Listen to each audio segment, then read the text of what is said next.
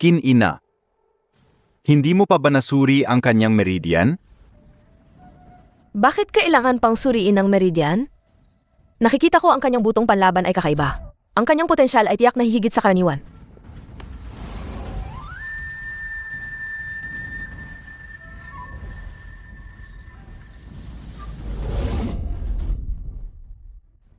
Pinagtulungan niyo akong lokohin. Hindi ka namin niloko. Mula simula hanggang dulo, wala kaming sinabi ng batang ito.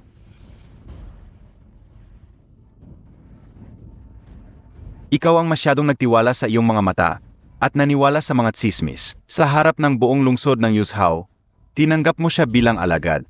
Huli na para magbago ang isip mo ngayon. Diwata, basta matulungan mo akong buksan ang 8 meridian at matagumpay na makalakad sa landas ng martial arts. Kahit anong kapalit, ayos lang. Si Matandang Lee ay kulang sa lahat, maliban sa pera. Hindi ko alam ang paraan para buksan ang 8 meridian. May isa pa akong bagay. May pustahan kaming matandang Sekmaster ng Jukasek. Pagkatapos ng 3 taon, maglalaban ang aking alagad at ang kanyang alagad. Kung matalo, baka hindi mo kayanin ang kahinatnan. Huwag niyo akong iligtas. Binibini, mas mabuting mag-isip ka ng paraan. Ang batang ito ay walang limitasyon.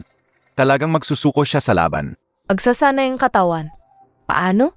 Pagsasanay ng katawan, ang payat niyang braso at binti ay hindi magiging malakas. Kung gayon, isa lang ang paraan. Wersahang buksan ang kanyang meridian. Gusto mo siyang patayin? Tiyak na mamamatay. Hindi kaya ng ordinaryong tao. Pero siya, marahil ay kaya niya. Huwag mong kalimutan. Mayaman ang mansyon Lee. Sobrang yaman. Ang sakit ng pagkasira ng meridian. Hindi ito kayang tiisin ng ordinaryong tao. Subukan lang natin para malaman. Ay? Nasaan na ang batang yon? Hindi kaya nalunod talaga? Iligtas siya. Hindi na kailangan ng ganoong abala.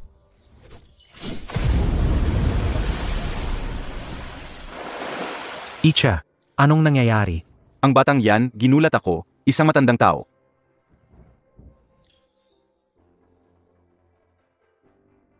Gusto mong matuto, AMM?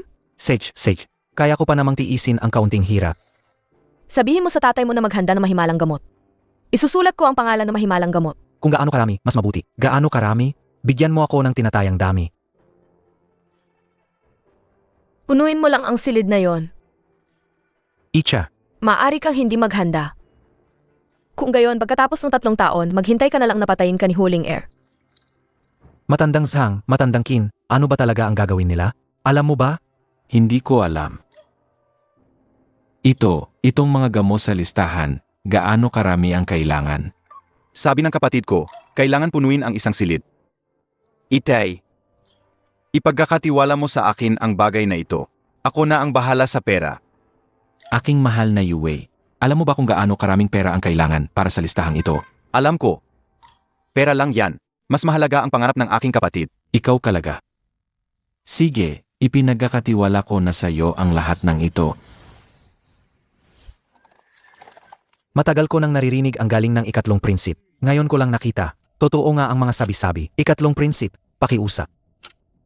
Nabalitaan kong nasugatan ang 3 prinsip sa isang pagtatangka sa buhay. Gusto ko sanang bumisita. Pero natatakot akong makaistorbo sa pagpapagaling ng prinsip.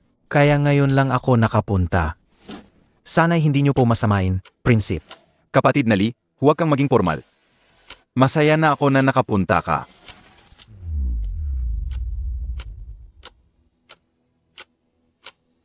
Kapatid na Muyaw, ano ang plano mo? Babalik ka na ba sa lungsod pagkatapos mong gumaling? Hindi pa nagmamadali. Dahil nandito na ako, gusto ko ring makita ang kultura at kaugalian ng lungsod ng Yuzhou. Hindi may iwasan na kailangan ko pa ring abalahin. Kapatid na Lee, Paano mo naman nasabing abala? Kung nais ng 3 prinsip na manatili, masaya ako. Maraming salamat. nga pala, may isang bagay na matagal ko nang kinagigiliwan. Noong nasa kapital na lungsod ako, narinig ko na ang pabango ng pamilya Lee sa Yuzhou. 3 prinsip. Kailangan kong bumalik at pag-usapan ang bagay na ito kay Itay at 8. Sana'y makapaghintay ang prinsip ng 1 o 2 araw.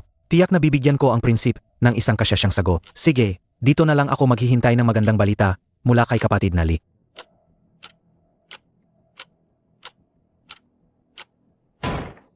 Walang galang. Anak, bakit ikaw yan? Hindi ka naman pumupunta sa silid-aklatan. 8 Yue. May negosyo ba tayo sa Changsun Family Business Alliance ng kapital na lungsod at sa Yinclan Ban? Mayroon tayo sa Business Alliance at Yinclan Bank. Pero wala sa Changsun Family. Bakit?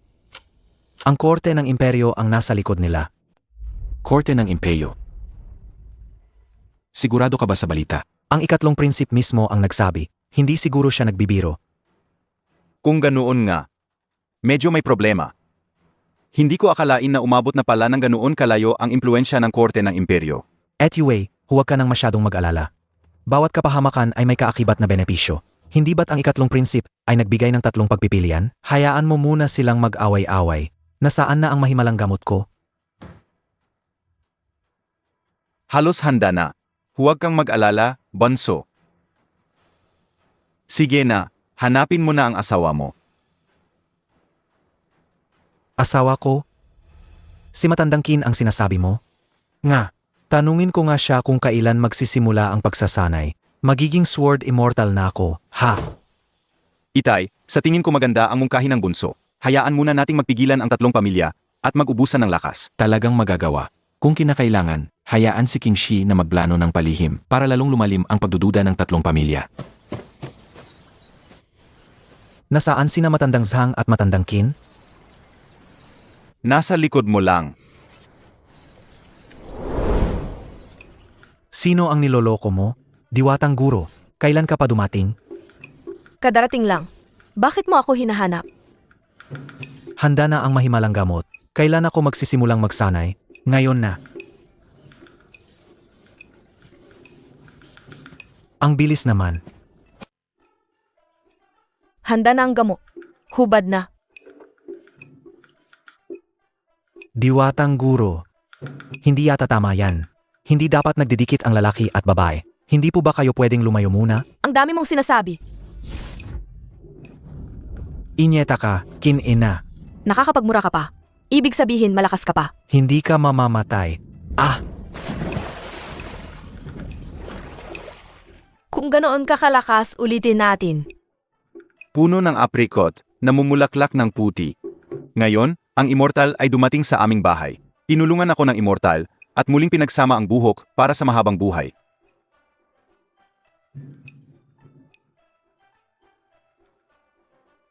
Huwag po kayong mag-alala, Ginoo. Ang batang Ginoo ay napagod lang at nahilo dahil sa matinding sakit. Nawalan lang siya ng malay. Wala siyang panganib sa buhay. Kapatid, kapatid.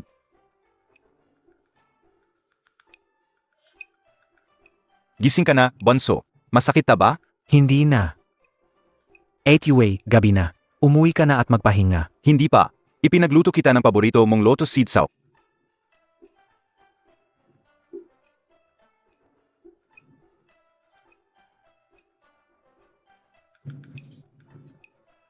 Yue. Magpahinga ka na ng maaga. Huwag kang mag-isip ng kung ano-ano. Basta masaya ka. Masaya na rin ang ate mo.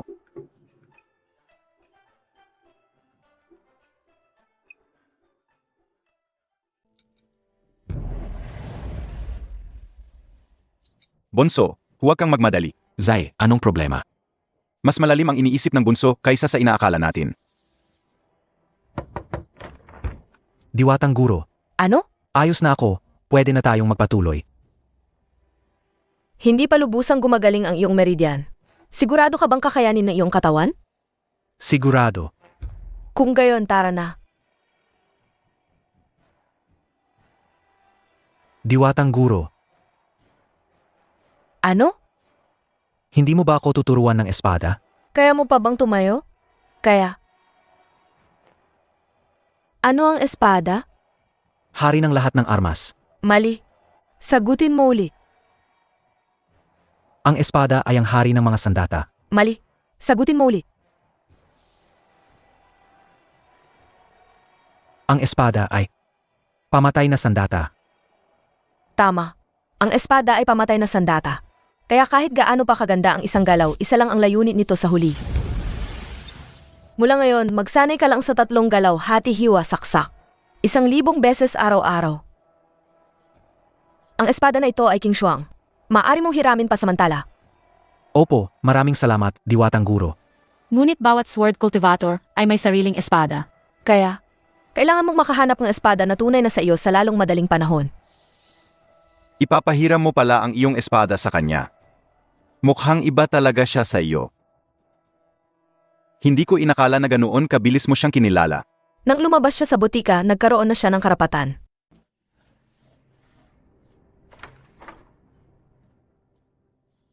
Itay, bakit niyo po pinabalik si King Shi? Hayaan mong ang ate mo ang magsabi sa iyo. King Shi, alam mo na ang tungkol sa pagdating ng ikatlong prinsip sa lungsod ng Yuzhou. Gusto niyang alamin ang tunay na kalagayan ng mansyon ng Li at gamitin ang pangalan ng imperyo para makialam sa negosyo.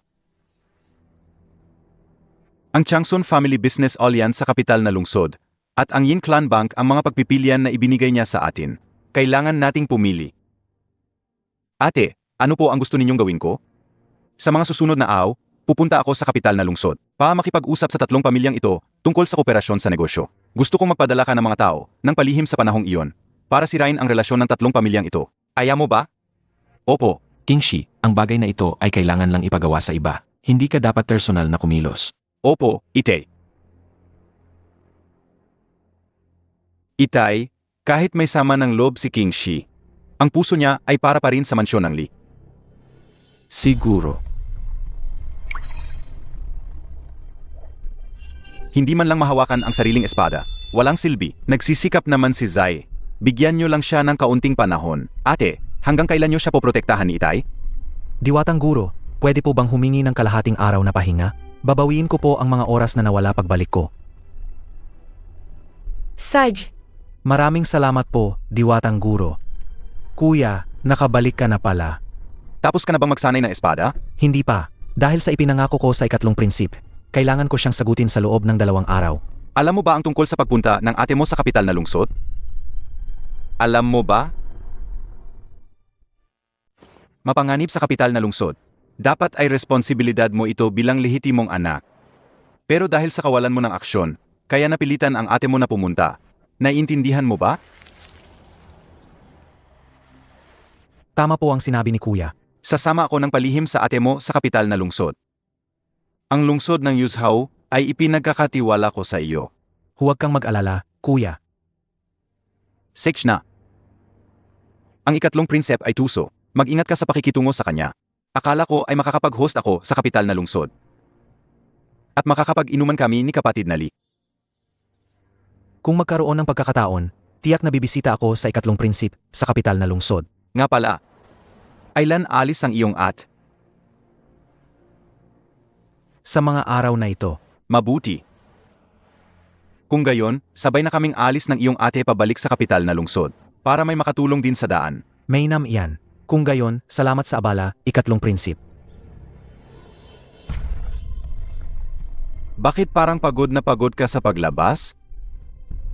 Ang kausapin ang isang taong kasing tuso ng ikatlong prinsip, talagang nakakapagod. May gana ka pang sabihing tuso ang iba. Sa lungsod ng Yuzhou na ito, ikaw ang pinakatuso, bata ka. Matandang Zhang, maling-mali ang pagkakaintindi mo sa akin. Palagi akong tapat sa lahat. AMEA, kahit aso sa lungsod ng Yuzhou, hindi maniniwala sa sinasabi mo. tapos na ba ang pagsasanay mo sa espada? Malapit na. Umalis ang ate mo ngayon. Hindi mo ba siya hahatid? Pupunta siya sa kapital na lungsod. Hindi. Ligtas si Etyue dahil sa lihim na proteksyon ni Kuya. Ligtas si Etyue. Kailangan kong magsanay ng espada. Hindi ako pwedeng mawala sa focus. Ligie, sumama ka sa akin. Saan? Bagong pagsasanay ba ito? May inihanda akong pagsubok para sa iyo. Huwag kang magtanong pa. Ay, delikado ba? Para sa akin, maliit na pagsubok lang ito. Hindi delikado. Say, pupunta na ako. Hindi delikado? Gusto talaga ng babaeng ito na patayin ang batang ito. Nakakatuwa. Talagang nakakatuwa. May isang hari ng gamot sa bundok Niebes sa bangin na ito. Malaking tulong ito sa pag-ayos ng iyong mga meridian. Kung makukuha mo ito, may tiwala ako na mabubuksan ko ang isa sa iyong mga meridian sa maikling panahon. Talagang napakagaling. Pupunta na ako ngayon. Sandali, hawakan mo itong espada. Mangunguha lang naman ng gamot, hindi naman kailangan ng espada. Di ba? Hindi rin naman mahirap ang daan sa bundok. Hawakan mo na. Maraming mababangis na hayop sa bundok. Para sa kaligtasan.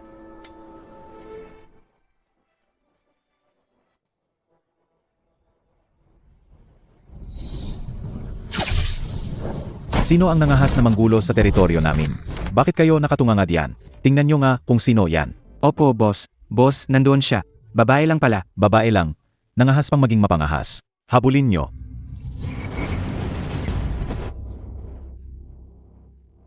Haring Tsuisen, nasaan na ba siya? Nandoon siya. Siya yan. Huwag nyo siyang takasan. Icha, niloko ako ni Matandang Kin. Kaya pala pinilit niya akong magdala ng espada. Inyeta ka, Kin-ina. Kin-ina, napakasama mo. Talagang hindi maintindihan ang mga babae kapag nagtanim ng galit. Emie, akala mo maloloko mo ako? Malapit ng dumilim. Tingnan natin kung paano mo ako mahahanap. Kin-ina, sobra ka na. Nandoon siya. Hindi na siya makakalayo. Mga kapatid, sinumang makapugot ng ulo niya. May gantimpalang 100 pilak. Haha, bata. Tingnan natin kung saan ka patatakbo. Akin na ang ulo mo. Mamatay ka na. Hahaha, walang silbi. Ang suot niya, ang kinis ng balat niya. Halatang anak ng mayaman. Hahaha, ayaw ng tahimik na buhay. Gusto pang mamatay. Sige, pagbibigyan kita. Si Lao Jiu. Pinatay siya ng batang yan. Mga kapatid, huwag nating paalisin. Dakpin siya. Ipaghiganti si Lao Jiu. Habulin. Bilisan nyo. Huwag nyo siyang paalisin. Paliwanagin ng sulo. Nandoon siya. Talagang hindi sila bumibitaw. Gabi na, pero nagsisindi pa rin sila ng sulo. Mabuti sila ang nakikita, ako ang nakatago. Hoy, may nakita ba kayo doon? Ang batang yan, ang dulas parang igat. Kapag nahuli ko siya, hindi ko siya palalampasin. Kailangan siyang mahuli.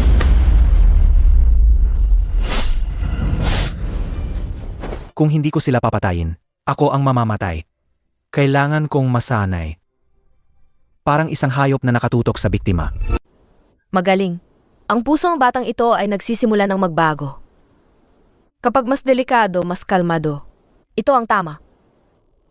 Ngayon, makakapagpatuloy na ako sa aking gagawin ng panatag.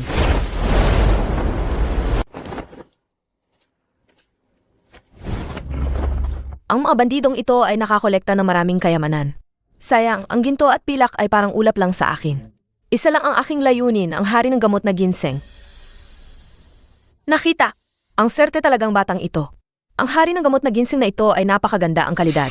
Sino yan? Ang lakas ng loob. Isang babae. Naglakas loob bang magnakaw dito sa akin.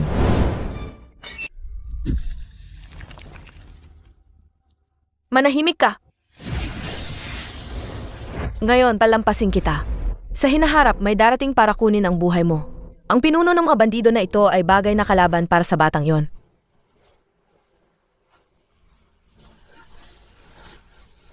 Nasaan na sila?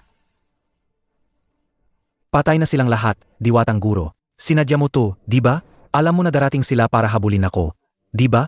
Ano ang pakiramdam mo unang pagpatay? Hindi maganda, napakapangit. Medyo nasusuka. Masasanay ka rin. Tara na, bumalik na tayo.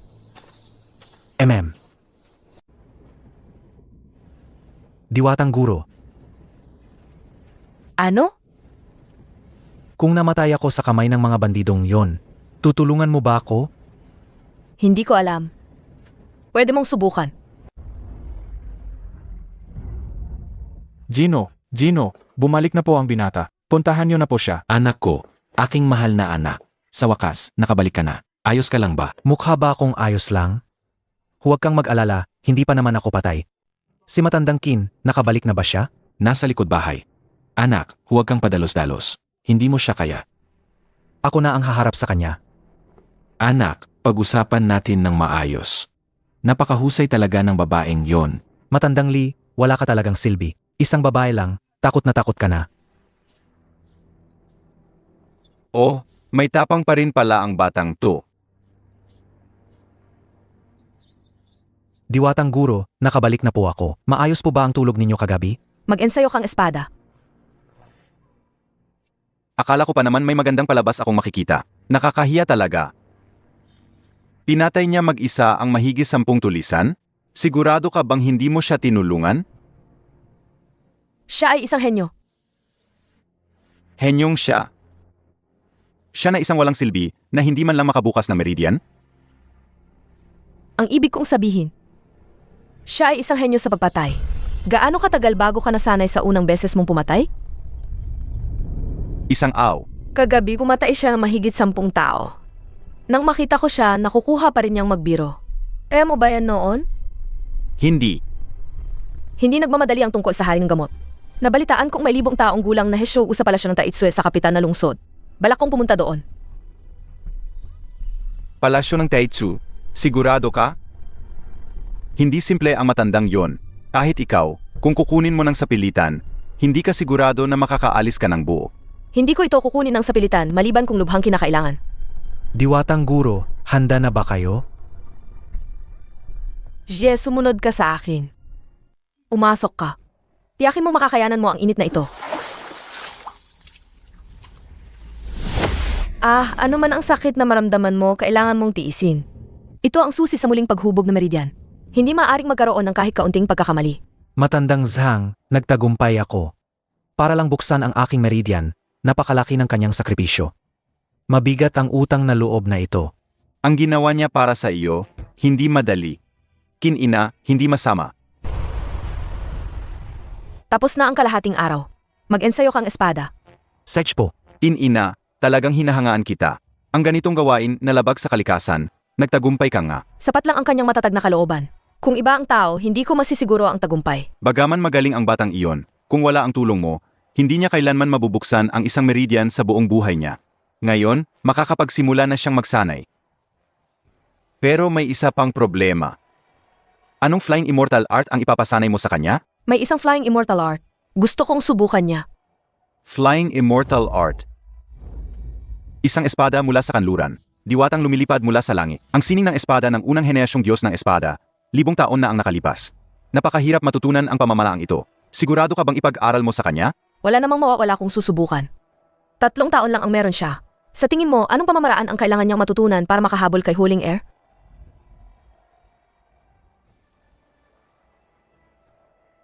Kung hindi niya mahahabol ang cultivation level, kailangan niyang magsimula sa mga galaw. Nakagawa siya ang sarili niyang Tai Chi, ibig sabihin may talento siya sa pag-aaral ng espada. Baka makagawa siya ng sarili niyang landas ng martial arts. Mahirap yan. Sa loob ng 1,000 taon. Ilan lang ang nakagawa niyan?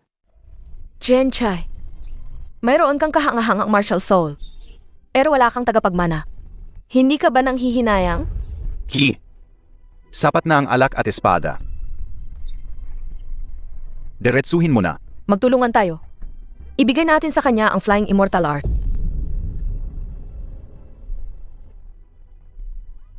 Bakit ko naman kayo tutulungan? Bilang kapwa sword cultivator, hindi mo ba gustong makita ang muling paglitaw ng estilong Diyos na espada? Ligia, lumapit ka. Narito na po. Narinig mo na ba ang tungkol sa Flying Immortal Art? narinig ko na po. Ito raw po ang pinakamahusay na pamamaraan ng cultivation sa mundo. Alam mo ba kung bakit? Hindi po. Dahil ang kabanatang Flying Immortal Art sa pamamaraan ng tunay na enerhiya ay napakakaunti at karaniwan. Kaya't ang pag-unlad ng pagsasanay ay napakabagal. Ang iba pang mga kabanata ay puro kahangahangang galaw. Ngunit ang tunay na enerhiya ang pundasyon.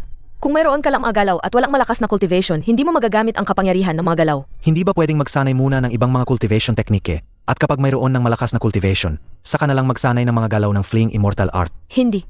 Marami na ring sumubok ang pamamaraan mo.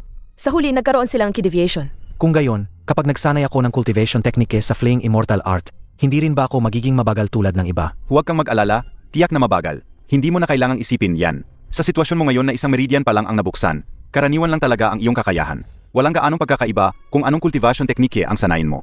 Mahirap nang bumagal pa ang bilis. Kabisa mo muna ang mental method ng King Yun Art magsanay ka tuwing umaga at gabi. Ungkol naman sa mga galaw, ako at si Jianying ang magtuturo sa iyo.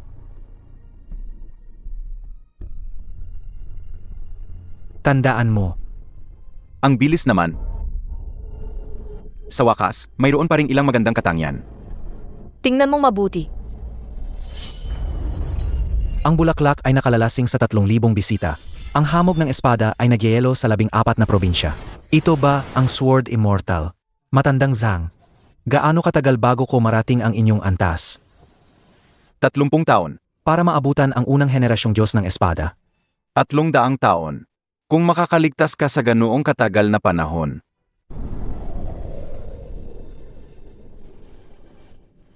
Hindi ka sasama? Hindi ka ba natatakot na patayin ng mga bandido ang batang yon? Kung hindi niya kayang harapin ang mga bandidong yon, hindi na niya kailangan pang matutong espada. Hindi ko naman siya inutusan na harapin ang mga bandido ng harapan. Kahit na malas at nakasalubong niya ang pinuno ng mga bandido, kung hindi niya kayang labanan, pwede siyang tumakbo. Komplikado ang lupain sa bundok, may paraan para makaligtas. Ang guro mo ay talagang walang puso at walang pakialam. Ang mabuhay ay swerte, ang mamatay ay tadhana. Tingnan na lang natin kung malaki ang swerte ng batang yon.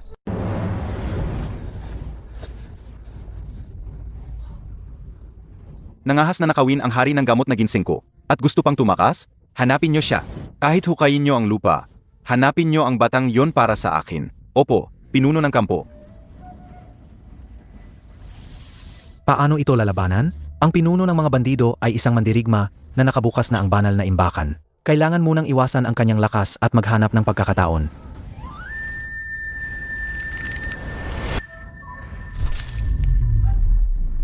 Nandoon siya. Huwag niyo siyang paalisin. Habulin niyo siya. Sinumang makahuli sa kanya ay may gantimpalang 100 tael. Gusto mong hulihin ako, Apo? Sa susunod na buhay mo na lang, hindi na ako sasama. Paalam.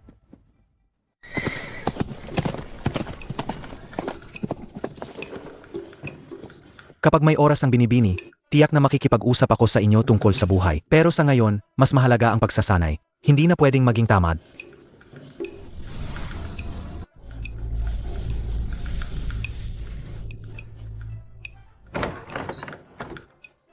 Kin-ina. Hindi mo ba sinabi sa kanya na dapat kalmado ang isip habang nagsasanay at hindi dapat may halong emosyon? Akala ko alam niya. Problema yan. Sana malakas ang swerte ng batang yan at hindi siya mabaliw.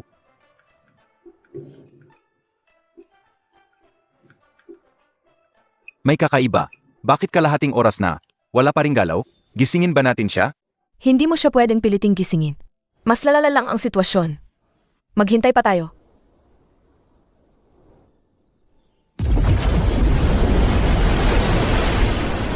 Ito, hindi ba't isang meridian pa lang ang nabuksan ng batang yan?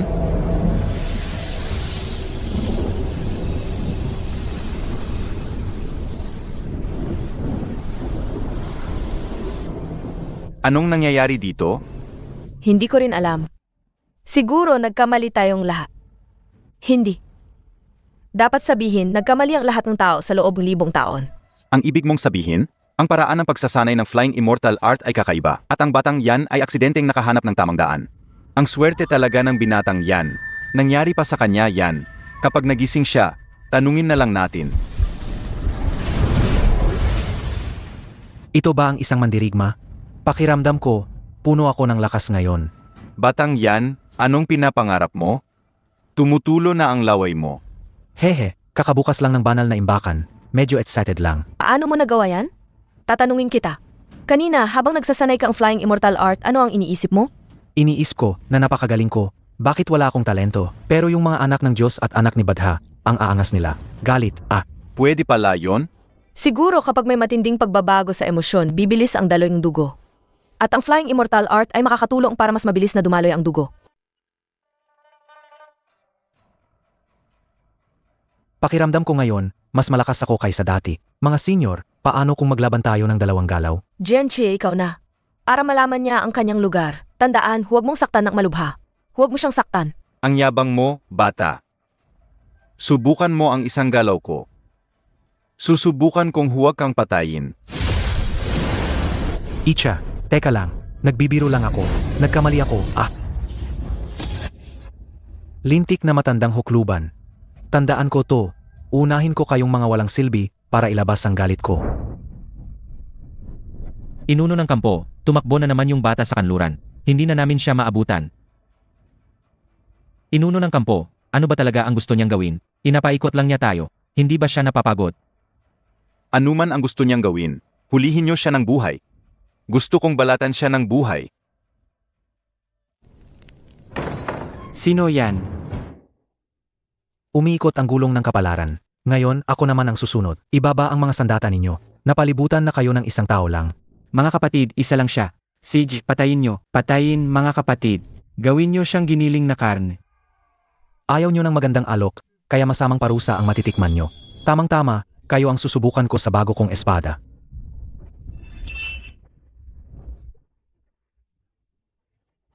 Hahaha, ang dali nyo namang talunin.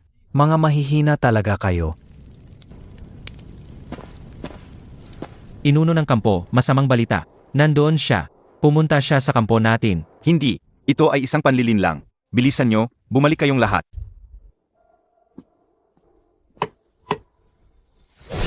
Haha, sabi ko na nga ba, paanong mangyayari na wala man lang kayong disenteng kayamanan? Habulin nyo, habulin nyo. Kahit anong mangyari, kailangan nating mabawi ang kahon sa kamay niya. Ah,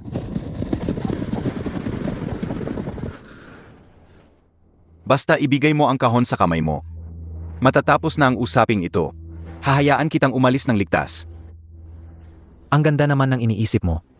Kung kaya mo, ipagpatuloy mo ang paghabol. Kung gayon, ibigay mo ang kahon at kahit anong gusto mo sa kampo ko, piliin mo. Lahat ng ginto at kayamanan ay sa iyo.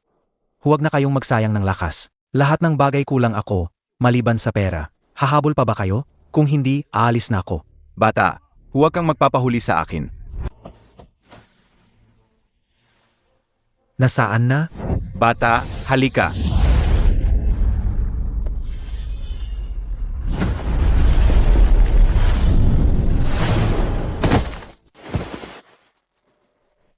Bata, nag-alok ng inumin, pero ayaw mo, kaya parusa ang inumin mo. Ibigay mo ang kahon. Nag-alok ng inumin? Anino lang? Managinip ka na lang. Gusto mo akong hulihin? May kakayahan ka ba? Bata.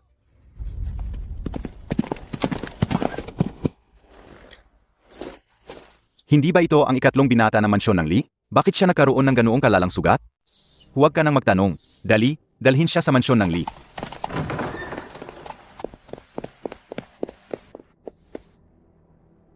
Diwatang guro, anong nangyari kay Zai? Ilang tadyang ang nabali. Ayos lang. Dalhin siya sa silid ng gamot. Anong ginawa ng batang ito? Ingnan mo ang palad sa dibdib niya. Ang pinuno ng kampo ay halatang nagalit ng husto. Gusto niyang patayin ang batang ito. Marahil ay may kinalaman dito. Bakit? May kakaiba ba sa batong ito? Kinina, mataas ang iyong cultivation. Pero ang iyong kaalaman, malayo sa akin, na isang matandang lalaki. Alam mo ba kung ano ito? Hindi. Ito ang banal na bato ng pulang apoy. Ang pinakamalakas na yang na banal na bagay sa buong mundo. Pero ang 1,000 taong gulang na malamig na bakal na nasa iyong espadang King Shuang ay mas mahalaga pa. Kung ito ay isang banal na bagay, maaari ba itong gamitin para gumawang espada para sa kanya? Mahirap. Ang apoy sa mundo ay hindi kayang tanggapin. Ngunit ang nag-isang yin ay hindi lumalago, ang nag-isang yang ay hindi nabubuhay. Kaya kailangan ng isang bagay na lubhangin. Genchi, hindi ka ba nagtataka? Paano nakilala ang simpleng bandido ang ganitong banal na bagay? At itinago pa ng napakahigpit. May punto ka. Ikaw mismo ang kikilos? Ang isang matanda ay umaatake sa isang bata? Hindi ko magagawa yan. Siya ang kumuhang banal na bakal na ito. Ang susunod na hakbang ay dapat niyang gawin.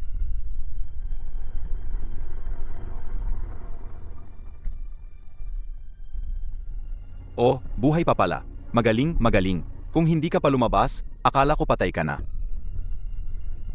Nakakainis. Buhay na buhay ako, hindi ako mamamatay. Pero muntik na talaga, muntik na akong mamatay. Kumusta? Ang tunay na mandirigma ay hindi kasing simple na iniisip mo, di ba? Napakalakas niya. Kung hindi siya nagpabaya at tinanggap ang aking saksak, baka hindi na talaga ako nakabalik. Sabihin mo, anong nangyari? Tama ang ginawa mo. Kahit na sinaksak mo siya ng espada, kung ipagpapatuloy mo ang laban, ikaw pa rin ang mamamatay. Humble lang, humble lang. Naramdaman ko lang na napakalakas niya. Wala akong kumpiyansang manalo sa kanya. Malapit na. Sa mga araw na ito, sanay mo muna ang pusong Flying Immortal Art. Kapag medyo gumaling na ang sugat mo, buong lakas kitang tuturuan ng swordplay ng Flying Immortal Art. Alaga, maraming salamat, Diwatang Guro.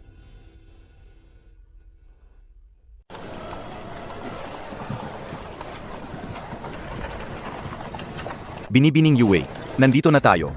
Ito ang 1,000 taong gulang na kapital na lungsod ng dinastiyang Dashang. Ang puso ng mundo, sa wakas, dumating din. Hindi na makakaiwas ang pamilya Lee.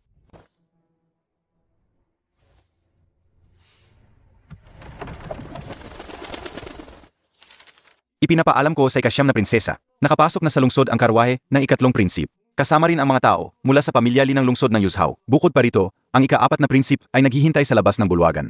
Kuya, pasok po kayo. Murong, bumalik na ang iyong ikatlong kuya. Hindi mo ba siya sasalubungin? Hindi rin naman pumunta ang ikaapat na prinsip. Hindi ba? Nakakapagod kausapin ang ikatlong prinsip. Nabalitaan kong dumating din ang mga tao mula sa pamilya Lee. Ang direktang anak ba ng pamilya Lee? Sabi-sabi, si Zai ay naging disipulo ng Plum Blossom Sword Immortal. Kung magkaroon ng pagkakataon, gusto ko siyang hamunin. Siguro ay madidismaya ang ikaapat na prinsip. Ayon sa aking impormasyon, ang sumama sa ikatlong prinsip, pabalik sa kapital na lungsod, ay si Liu Wei, ang panganay na anak ng pamilya Lee. Hindi sumama si Li Zai. Sayang naman. Hindi sayang. Darating siya. Malapit na ring dumating si Li Zai. Anong ibig mong sabihin? Kuya, ang mga ganitong intriga at pagbaplano, hindi mo naman gusto. Huwag ka nang magtanong pa. Ginagaranti ako na darating si Li Zai. Maghintay ka lang ng payapa. Alis na ako. Ang hindi paglaban ng ikaapat na prinsip. Hindi nangangahulugang makakaiwas siya. Kapag dumating na ang lehitimong anak ng pamilya Lee sa kapital na lungsod, ang lantaran at lihim na labanan sa pagitan ng pamilya ng hari at pamilya Lee ay formal nang magsisimula. Kalma lang. Matagal na nating inaasahan yan. Hindi pwede. Sa bilis na yan, kahit magsanay siyang 100 taon, hindi niya maabutan si Huling Air. Kailangan kong buksan ang iba pa niyang meridian sa lalong madaling panahon. Mahirap. Nakita mo naman, ang kanyang katawan ay nagkakaroon na ng resistensya sa mahimalang gamot, lalong humihina. Kung magpapatuloy ito ng ganito, kahit kolektahin pa ang lahat ng mahimalang gamot sa mundo, hindi pa rin sapat para mabuksan ang 8 meridian niya. Kung talagang hindi na kaya, pupunta ako sa kapital na lungsod. Pag-usapan natin ng mas detalyado. Napakakakilakilabot ng pinunong Confucian na yan. Sa kapital na lungsod ng Dashang, hindi pa siya natatalo. Ang paggamit ng puwersa ay huling paraan. Ang pakikipagkalakalan ang pinakamahusay.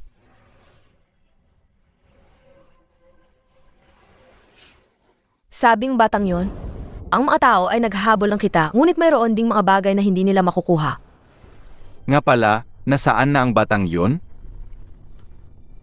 Pumunta sa bundok ng Kilong. Kung susumahin ang oras, dapat pabalik na siya. Oy, ang ganda ng estilo mo. Binata, ninakaw mo ba ang dalaga ng kung sino at binugbog ka? Umalis ka, matandang Zhang. Hindi mo ba ako gustong maging maayos? Diwatang guro, inambush ako ng mga walang hiya na bandido. Halos hindi na ako nakabalik. Diwatang guro, bakit hindi mo man lang ako pinapansin bilang disipulo mo? Bawat ilang araw, pumupunta ka sa kampong iba para maghanap ng gulo. Kung ako, mag-iisip din ako ng paraan para ambusin ka. Basta hindi ka namatay, ayos na. Mukhang halos gumaling na rin ang mga sugat mo. Simula ngayon, tuturuan kita ng mga galawang Flying Immortal Art. Tanggalin ang lahat ng pag-alinlangan. Ibigay mo sa akin ang espada. Heto.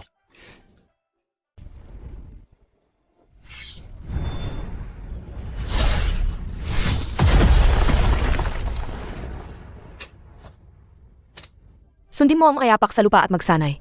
Kapag nagawa mo na ito ng walang pagkakamali, tuturuan kita ng susunod na galaw. Anong nangyayari sa mga yapak na ito? Kung ganoon kadali lang matutunan ang Flying Immortal Art sa loob ng libu-libong taon, wala sanang nakapag-ensayo nito. Oy, anong nangyari dito? Gusto mo nang tumalon sa lawa? Hindi pa naman matagal kang nag-ensayo. Ay, Matandang Zhang, huwag kang magsalita ng masama. Bakit ang hirap-hirap nitong sanayin? ang galaw at espada ng Flying Immortal Art ay sadyang mahirap sanayin. Lalo na kapag ginagamit mo ang iyong tunay na enerhiya. Kung hindi mo ito lubos na master, maaari mo lang masaktan ang sarili mo, tulad ng nangyari sa iyo ngayon. Tungkol naman sa pagtulong, responsableng sasabihin ko sa iyo, ang matandang ito ay walang magagawa. Bahala ka na sa buhay mo. Maling pinili kong kaibigan. Talagang nakita ko na ang tunay mong kulay. Haha, gabi na. Hindi na ako sasama sa iyo, matanda na ako. Segish, matutulog na ako. Tingnan mo lang. Hindi ako naniniwala na hindi ko kayang lampasan ang siyam na hakbang na ito. Sword Immortal, dahil may daan sa unahan, patuloy akong maglalakad. Ang ganito ang katatagan at pagiging hindi sumusuko ay mas mahirap makuha kaysa talento. Lizay, Ang iyong talas ay maaaring magulat sa buong mundo.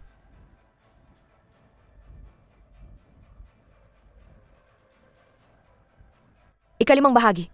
Alagang ang sipag ay nakakabawi sa kakulangan. Sa hindi na magtatagal, baka nga master na niya ang unang kabanata ng Flying Immortal Art na ito. Ganap na. 8 Lee, Sige po. Maraming salamat, prinsesa. Tungkol sa reputasyon ni Ate Lee, matagal ko nang naririnig ang tungkol kay Murong. Nabalitaan kong dumating ka sa kapital na lungsod, kaya hindi na ako makapaghintay na makita ka. Prinsesa, Sobra ka namang magsalita. Isang karangalan para kay Yue, na makaharap ang prinsesa. mabuti kung gayon. Narinig ko na kasama mo ang aking ikatlong prinsipe sa pagdating sa kapital na lungsod. Ate Lee, bakit hindi ka nalang manatili sa aking mansyon ng prinsesa ng ilang araw? Para makahingi rin ako ng pahintulot sa aking ina na lumabas ng palasyo at manatili sa labas. Maraming salamat sa kabaitan ng prinsesa. Ngunit mayroon ng plano si Yue sa kanyang pagdating dito. Paumanhin po. Sige na nga, Utal, nanito naman si Ate Lee sa kapital na lungsod. Magkakaroon pa rin tayo ng pagkakataong magkita. Tungkol nga pala sa kooperasyon, mayroon ka na bang napupusuan na kandidato, ate? Nabanggit na ikatlong prinsip sa pamilya Lee ang tatlong kumpanya. Ang Changsun Family Business Alliance at ang Yin Clan Bank. Sabi na ikatlong prinsip ay tutulungan niya kaming ipakilala. Ngunit hindi pa namin sila nakikita. Dahil ipinangako ng ikatlong prinsipe na ipakikilala kayo, hindi na ako makikialam, Murong. Prinsesa, baguhan pa lang si Yue sa kapital na lungsod. Sana ay matulungan niyo po ako. Ang mga puwersa sa kapital na lungsod ay komplikado. Kailangan mong mag-ingat, ete. Kung mapagkakatiwalaan mo ako, maaari kong pag-isipan pa. Ang pamilya Changsun, iyon ang pamilya ng aking ina. Ang payo ng prinsesa. Naalala ni Yue, prinsesa. Oh, paano ko narinig na ang mga bagay na ito ay inimbento ng ikatlong binata ng mansyon ng Lee? Nagkamali ba ako ng pagkakarinig? Mga tsismis lang po yan. Nang magsimulang magnegosyo ang aming pamilya Lee, ang aking nakababatang kapatid ay wala pa pong 7 taong gulang. Paano niya po maimbento ang mga ito? Ama ka nga naman. Nahabol na nila. Pinuno ng kampo. Bakit ang lakas na ng batang yan? 7 o 8 kapatid natin ang umambush, pero hindi natin siya napigilan. Malamang nabuksan na ng batang yan ang banal na imbakan. Ngayon ay isa na siyang mandirigma. Kaya, kapag nakita niyo siya, huwag kayong mag-isa. Mas mabuti kung sabay-sabay kayong atake, mga 12-12. Hoy, hahabulin niyo pa ba ako o hindi? Bata, huwag kang magpahuli sa akin. Kung hindi, babalatan kita ng buhay. Malaking tao. Ang luma na ng linyang yan. Halos magkaroon na ng kalyo ang tenga ko. Hahabulin niyo ba ako o hindi? Mga kapatid, habulin niyo siya. Bata, may lakas ka ba ng loob na huminto at lumaban sa akin? Hindi naman masama ang lumaban. Pero kung mananalo ako, sasagutin mo ang 3 tanong ko. Anong mga tanong? Pumayag ka muna. Wala ka bang lakas ng loob na tumaya? Sige, pumapayag ako. Pero dapat may kakayahan ka rin. Natalo mo ako.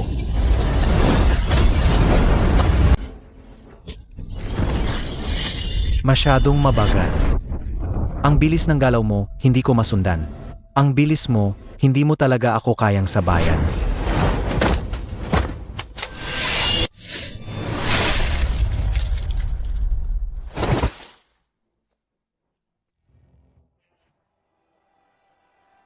Ito, impossible. Ano? Ayaw mong tanggapin ang pagkatalo? Gusto mo bang ipakita ko pa ang ilang galaw ng espada ko? Bago ka umamin ng pagkatalo? Sumusuko ako. Sabihin mo, ano ang gusto mong malaman? Napaka-simple. Saan mo nakuha ang Red Fire Iron Essence na yan? Paano mo nakilala na Red Fire Iron Essence yon? Ako ang nagtatanong ngayon. Limitado ang pasensya ko. Sabihin mo. Ang Yin Clan. Ninanakaw ko ang Red Fire Iron Essence mula sa Yin Clan. Yin Clan? Ang tinutukoy mo ba ay ang Yin Clan Bank sa kapital na lungsod?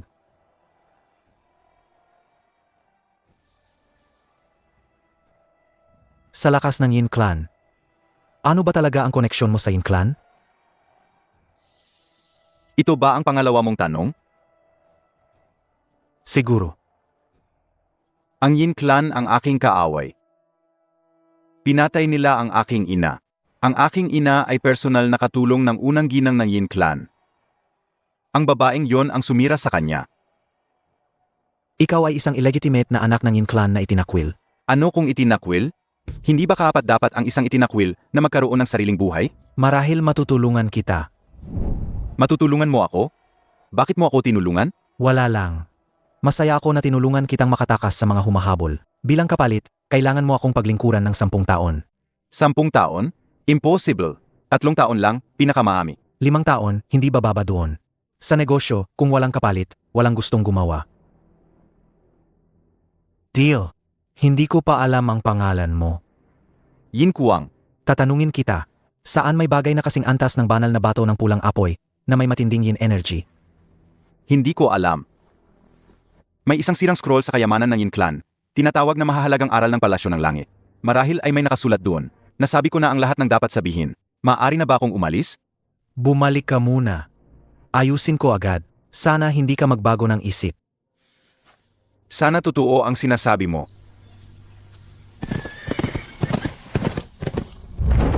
Kuya, parang nakikita kita sa liham na ito. Ngayon, nakilala ko ang isang tao, nagngangalang Yin Kuang, na may kakaibang pinagmulan. Maaring maging malaking tulong siya sa hinaharap. Sana ay lihim mo siyang alagaan, kuya, para sa ating pagpaplano. Pinuno ng gusali, ito ang lihim na mensahe mula sa lungsod ng Yuzhou.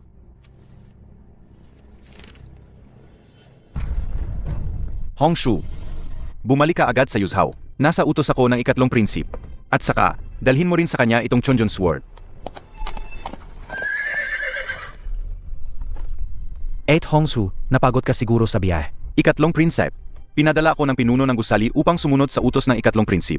Huwag mo namang sabihing utos, parang ang formal naman. Inanyayahan ko si Ate Hongsu rito, para humingi lang ng kaunting tulong. Ano po ang ipag-utos ng 3 prinsip? Gagawin ko po ang lahat para makatulong. Ito po ang espada na ipinapabigay ng pinuno ng gusali sa 3 prinsip. Espada. Chunjun, Sayang ang magandang espada. Pero magaling ang babaeng yan. eksperto sa lason. Saan nakakita ang pamilya Li na napakaraming kakaibang tao? Isang maliit na babae pa lang, pero napakakaiba na. Sa pagiging mapanlin lang ng batang yan, sigurado akong may masama siyang balak, AMM. Lumaki na si Zai. Hayaan mong tingnan ni ate kung talagang lumaki ka na. Hindi yata maganda yan. Anong hindi maganda? Hindi ba't nakita ko na noong bata ka pa? Bata pa ako noon. Hindi ko pa naintindihan. Ngayon, malaki na ako. Ngayon. Comfortable ka ba? Comfortable. 8 Hongsu, hindi ko sinasadya. Sinasadya ko. Talagang lumaki na si Zai. 8 Hongsu, pag-usapan na natin ang mahalaga. AME. Pa, hindi ko maantala ang iyong mga gawain. 3 araw at 3 gabi akong naglakbay ng tuloy-tuloy. Ilang kabayo na nga ang namatay sa pagtakbo. Naghirap ka, 8 Hongsu. Uminom ka muna ng tsa para mabasa ang lalamunan mo. 8 Hongsu. Mayroon akong isang anak sa labas ng Yin clan sa kapital na lungsod. Hinahabol siya ng unang ginang, kaya naging bandido siya. Kamakailan lang, napasuko ko siya. Anak sa labas ng Yin clan? May pakinabang ba siya sa iyo? 8 Hongsu, bihasa ka sa sining ng pagpapanggap. Maaari mo ba siyang tulungan magpanggap? At pagkatapos ay ipadala siya sa kapital na lungsod ng dinastiyang Dashang. Mapagkakatiwalaan ba ang taong ito? At Hongsu, hindi ka naman nagtanong ng ganyan dati. Hindi ba't ikaw, ang batang Ginoo, ay may marangal na pagkatao? Kailangan kong maging maingat sa lahat ng bagay. Naiintindihan ko, kapag pinapanggap ko siya, lalagyan ko ng kaunting dagdag. Ang panlunas ay ihahanda ko rin agad para sa iyo. Alam kong si At Hongsu ang pinakamabait sa akin. Yakap-yakap. Huwag kang ganyan. Hanapin mo na ang taong iyon. Umalis siya. Palihim. Ano ba talaga ang ginagawa ng batang ito? Hindi ko alam pero mukhang may kinalaman sa pinuno ng kampo. 8 Hongsu, ipinagkakatiwala ko na sayo. Pwede ka nang lumabas at asikasuhin ang sarili mong gawain. Ayos ka, bata. Pati yang pinuno ng kampo, napasuko mo. May nalaman ka ba? Ang pangalan niya ay Yin Kuang. Siya ay mula sa Yin Clan Bank ng kapital na lungsod. Ang pulang apoy na bakal na esensya. Siya ang nagnakaw niyan mula sa kayamanan ng pamilya Yin. Pero sinabi lang niya na mayroong mahahalagang aral ng palasyo ng langit, ang pamilya Yin. Nakalista doon ang mga kakaibang kayamanan at bagay. Baka doon natin makita ang pahiwatig. Mahahalagang aral ng palasyo ng langit? Ang sirang aklat na yan ay nasa pamilya Yin pala. Sinasabing isinulat ang aklat na ito noong simula ng dinastiyang Dashang. Nakalista doon ang hindi mabilang na kakaibang kayamanan at pangyayari na hindi pa naririnig ng mundo. Kung ganoon, mas kailangan nating makakuha ng paraan para makuha ang aklat na ito. Ang babaeng iyon ay marunong magpalit ng mukha. Ang diwatang guro pa rin ang pinakamatalino. Plano kong baguhin ang mukha ni Yin Kuwang at ipadala siya sa pamilya Yin. Hindi ba pagpapalit lang na mukha yan? Bakit ang daming arte? Hindi ba't nag-alala lang ako na makilala siya? Kaya medyo matindi ang ginawa ko. Pwede pa bang bumalik sa dati?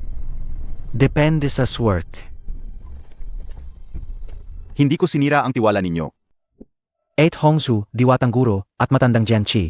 Lahat kayo ay mapagkakatiwalaan. Hindi mo na kailangang magpangga. Bakit hindi mo sinabi agad? Nahimatay na sa sakit ang tao. Siguro abutin ng 3 o 4 na oras bago siya magising. Munting dalaga.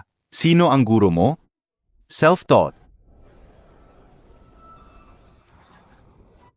Hindi na ako magtatanong. Mag-usap na lang kayo. Matandang Zhang, matutulog na ako. Maghinay-hinay ka. Mas pagtuunan mo ng pansin ang pagsasanay ng espada. Diwatang guro. Nagkakamali ka. Ano? Hindi ba ako karapat-dapat sa'yo? Ang bilis mong magpaliwanag. Hindi. Zai. Handa ka na bang pumunta sa kapital na lungsod? Hey. Ayoko, pero mukhang kailangan kong pumunta. 8 Hongsu. Naisip mo na bang umuwi? Wala akong tahanan. Hanggat gusto ni 8 Hongsu. Ang mansyon ng Li ay laging magiging tahanan ni 8 Hongsu. Talagang lumaki na si Zai. Marunong na siyang magsalita ng magagandang salita para bulahin ang mga babae. Nakita na pala ni 8 Hongsu ang lahat. Sage, gabi na. Umuwi ka na rin sa kwarto mo at magpahinga. Bukas ng umaga, dadalhin ko na si Yin Kuwang pabalik sa kapital na lungsod. Ang bilis naman. Kailangan ng iyong kuya ng mga tao ngayon. Masyado pa tayong mahina sa kapital na lungsod. Ang lahat ng ito ay para sa'yo, kaya magpakitang gilas ka. Malalim ang tubig sa kapital na lungsod. Kung may mangyari, hindi ko na sigurado kung mapoprotektahan pa kita. 8 Hongsu, huwag kang mag-alala. Sisiguraduhin kong ang ating mansyon ng Li ay magkakaroon ng isang sword immortal na kilala sa buong mundo. Ang laki ng bibig mo. Hindi ako naniniwala. Ang huling hakbang na ito ay kailangan kong tapusin ngayon ako, si Li Zai. Para kay 8 Hongsu. Para kay kuya. Para sa pamilyang Li. Kailangan kong magtagumpay.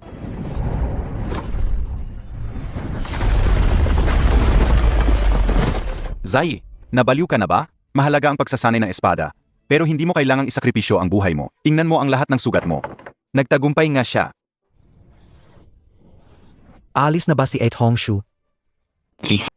Pagdating mo sa kapital na lungsod, sundin mo ang lahat ng utos ni 8 Hongsu. Naiintindihan mo ba?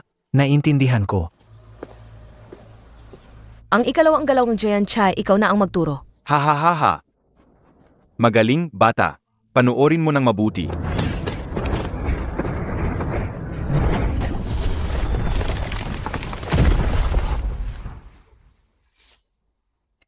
Kung mas bata lang ako ng ilang taon, mas kahanga-hanga ang pagpapakita ko. Huwag na lang po.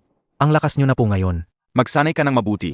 Ang Flying Immortal Art ay may 9 na galaw. Ang hirap ay double-double rin ang pagtaas. Lalo na ang huling 3 galaw. Kahit ako at si Kin-ina ay hindi ka matuturuan. Sana bago ako mamatay, makita kitang muling ipakita ang 3 walang kapantay na galaw ng Flying Immortal. Susubukan ko. Sige, magsanay ka ng espada. Jian Chai, hindi ito maganda. Masyadong mabagal. Ayos pa ang unang 2 galaw pero ang ikatlong galaw ay may 27 hakbang. Sapat na ang kanyang pagsisikap. Isa pa lang ang meridian na nabuksan niya. Limitado ang kanyang bilis sa pagsasanay at kakayahan sa pagkontrol ng katawan. Limitado. Pupunta ako sa kapital na lungsod. Ipinagkakatiwala ko ito sa'yo. Ngayon, ako ang bahala sa mansyon ng Li. Salamat.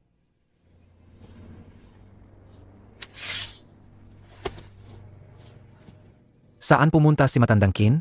Sa kapital na lungsod. Kapital na lungsod. Anong gagawin niya doon? Kukuha ng gamot para sa iyo. Huwag ka nang magsalita pa. Ipagpatuloy mo ang pagsasanay mo ng espada.